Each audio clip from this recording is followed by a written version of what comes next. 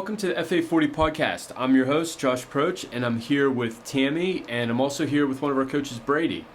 And this is part of our coaches series where we're just sitting down, talking a little bit with the coaches here at Pittsburgh North Fitness, and just getting some of their perspective on training, why they like training, some things that they see with clients that maybe can help them, and some tips and stuff like that. So, welcome on.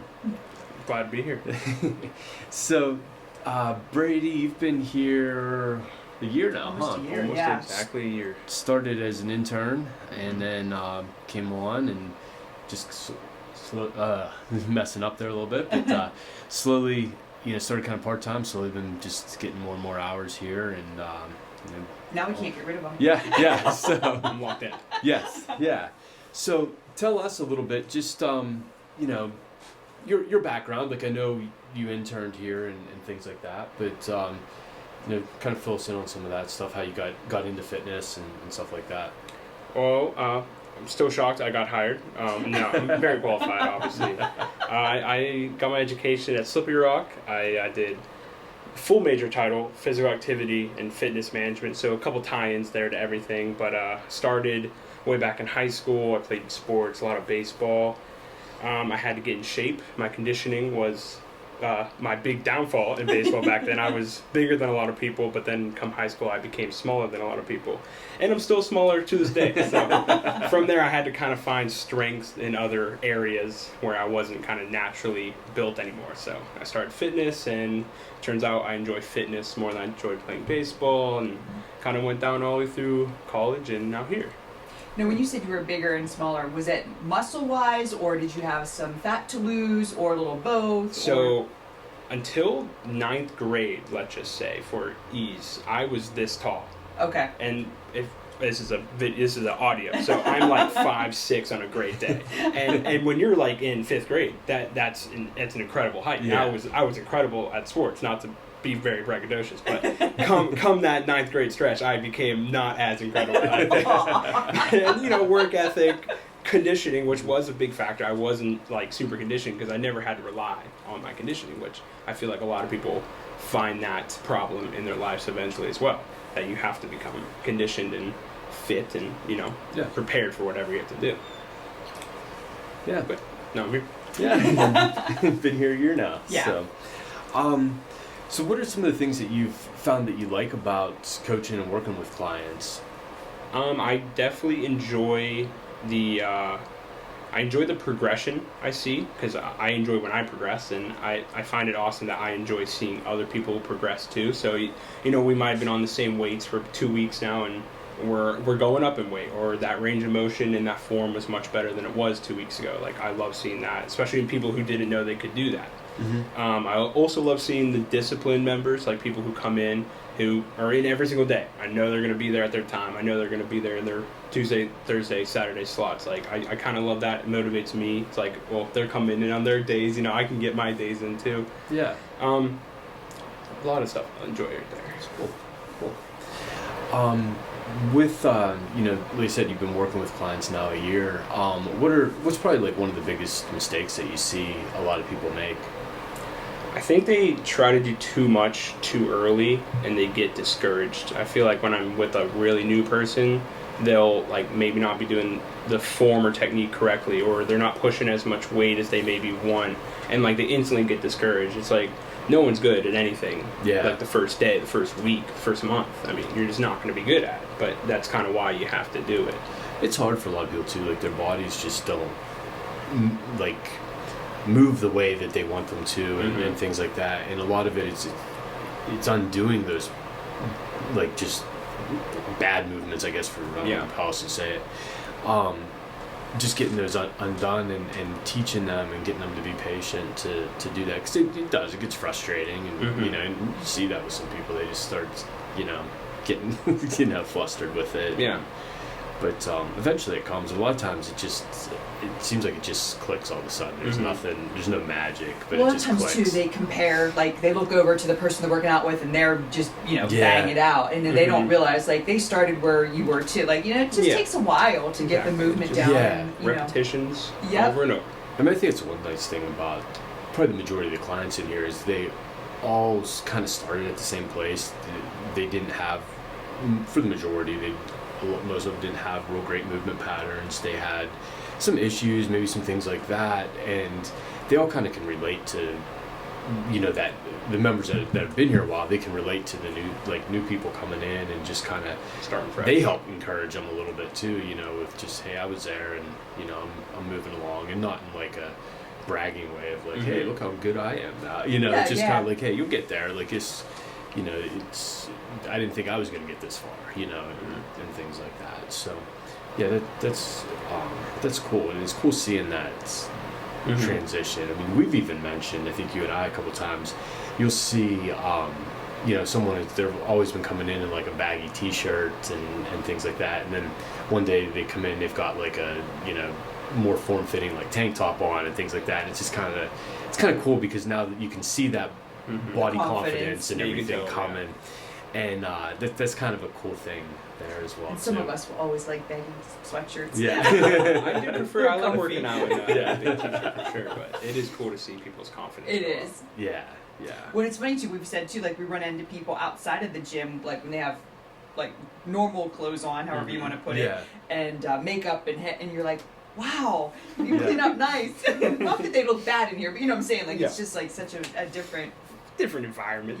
Yeah. Kind of a funny story about that. The reason Tammy was being kind of watching how she was wording that is her and I were, I'm forgetting where we were. Maybe we were at the old location. And we were going over to City Oven. The City Oven to pick up lunch, and one of our members was sitting outside at a table out there with a bunch of her friends and stuff.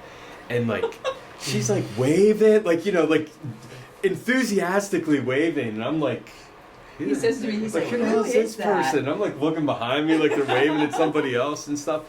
And then she's like, oh, that's so and so, and I'm just like, oh, so I go up, I'm like, I'm so sorry. I'm like, I didn't recognize you in clothes.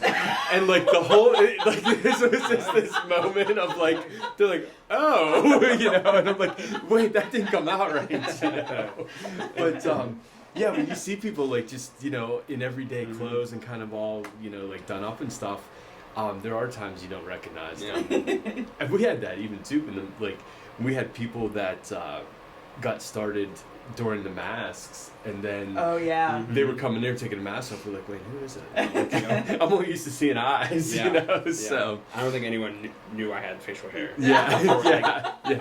I still remember those reactions. They were intense. Where'd you grow the beard? Whoa. Yeah. So, but yeah, so just a little side story there. But, yeah. Behind the curtain. Yeah. So what would you say one of your favorite exercises is? Ooh, favorite exercises? And funny enough, I instantly got my answer. And funny enough, did not do anything. I think I've told you this before. No study of this in college, no talk about this in high school, but just kettlebell work, kettlebell cleans specifically. Love. Snatches, even if you can get to that mobility in your shoulder, but just not ever talked about in my education coming up. Yeah. It's so nice. It feels amazing to do. So 100% that's my go-to answer. What's your most hated? Most hated? Someone asked me that the other day. I don't like core work that much, so any kind of planking, anything really training the abdominals, I'm not a big fan of, but you got to do it. But yeah. Everyone's always caught off guard for the first time too. You show them the plank and they're like, that's all you want me to do? And then you get in that position, you're like, holy, it's the longest minute of your life. It always is. It always is. Like, people keep breaking the world record. It's just like, I forget. I don't even know what it's like at now. Oh, it's just I think it's days. Yeah. It's just, I don't even understand. Come to a point where it's just all mental. It's just all... Yeah. I'd be bored. Even if I could hold it that long, I'd just be bored. Imagine just eating like a sandwich, like in a plank. You're just down there. Like, you gotta eat at some point, so you're just down there drink eating. Your beer. Right. Yeah. It's a straw. Yeah. And it's almost like to the point too of like, why? Bragging rights. Yeah. So, do you have any questions kind of for him off the top of your head or anything? No. No? Put me on the spot. I know. I'm right on the spot. Nice? Yeah. So, anything you want to add? Anything that you think the members would like to know or that would be helpful with them or anything? You guys are awesome. If you're listening, that's awesome. I really appreciate my reception here. That's all I really want to say about that. But No. And you know I got to throw this in there. We hired you despite the fact that you will drink bush apple. I was just gonna say we almost got rid of them because of that. We almost went through a whole conversation without it being brought up. That's what's You really knew that was going to go somewhere. So we promise there won't be bush apple at Fittoberfest. I won't insult anyone with my bush apples. Yeah. Give them a try. That's all I'll say. I am going to try it at some point. I just can't buy a 6-pack. Bring them in. Yeah, I'll do the heavy lifting. There you go. You just gotta drink it. So he recommends bush apple. So if you guys want to try it, Yeah. you know, it's got Brady's stamp of approval. With your bush apple inquiries. Yeah. Well, all the coaches have a different kind of taste in Yeah. beer, so you know, you got some with good taste, and then you got others that are okay. Yeah. The key is I'm not picky. That's the key. He's a nice person, so That's the big key here. Yeah. So yeah.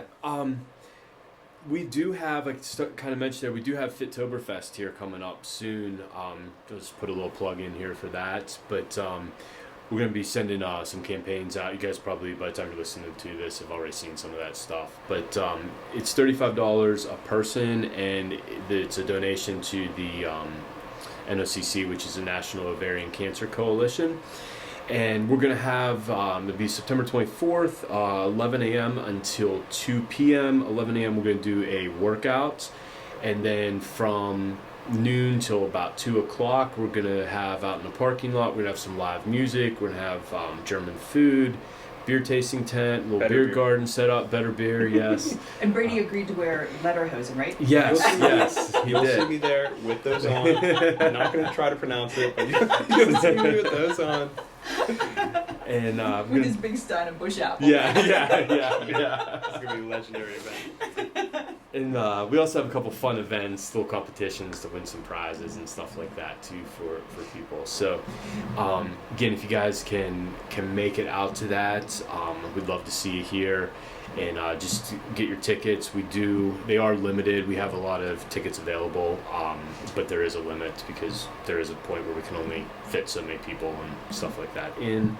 And then the first 75 tickets that we sell, they're also going to be getting a Fittoberfest beer stein that we have for everybody as well too. So again, just kind of look for more details and things like that. So yeah. It's nice having you on today. Yeah, we'll be back here at some point and things like that. Really fun.